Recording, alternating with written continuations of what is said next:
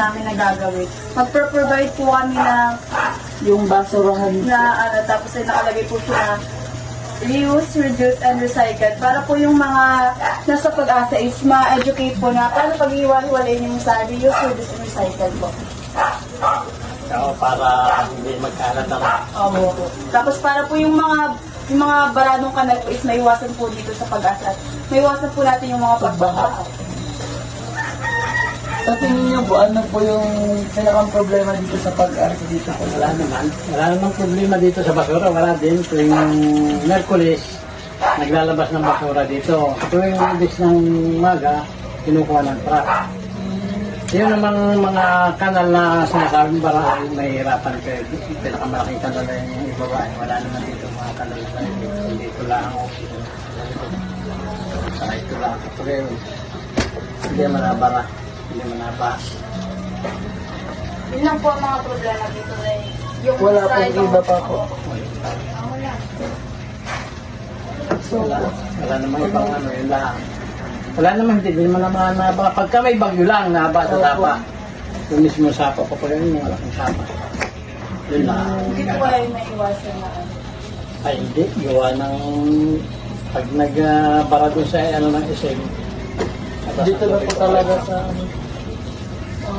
Hindi nang gagalang. Mahihirapan kayo. Ang naglilinis dyan ay dati natupad. Hindi rin kaya halos pagka ng tao dyan ay mga ano eh. Titigas ang ulo. Lahat ng basura na pag minsan tinatapon sa ilog na. Ginawa na namin yun. Hindi rin kaya. Meron din dyan yung mga sapa na ano dun. Yung malaking sapa dyan, pinakasapa. Yun ang pinakamin yan eh. Kaya pag bumagyo, diretso yan papunta doon sa Mason. Pag nagbara doon, nalaki ng tubig ko pa rin. Pero hindi sila napasok sa mga bahay-bahay. Yung may mga bahay dyan, yung pinapasok sa din. Doon lang po sa gilid po. Sa mga gilid-gilid lang.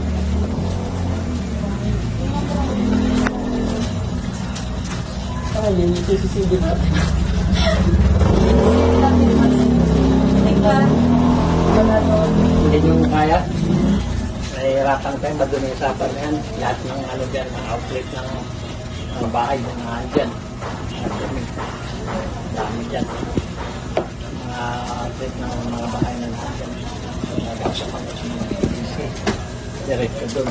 Isa pa doon yung mga basura. So, ang gagawin na lang natin ay tulungan sila para maglinis ng konti. Tapos dito. Hindi na natin Oo. Tagay dito mo naman kayo. Aba, hindi ko nag-go-door lang ako. Matitigas ang ulo niya mga yan. Matitigas. May ano lang yun. Pagbuhat yan sa labas hanggang dito. Pero po dito sa ano, hindi na. Makakapag-linis kayo. Pero nililinis naman yan ang mga nagtutupad. Pag-linis. Wala na. Di tayo na ngayon ng tupad. Tinanggal na ang tupad. Sayang nga ng pera doon.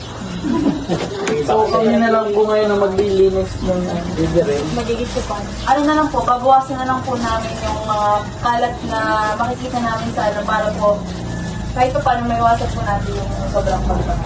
Dito naman sa aming tapat, sa may tapat ng parkingan, nililinis namin yan.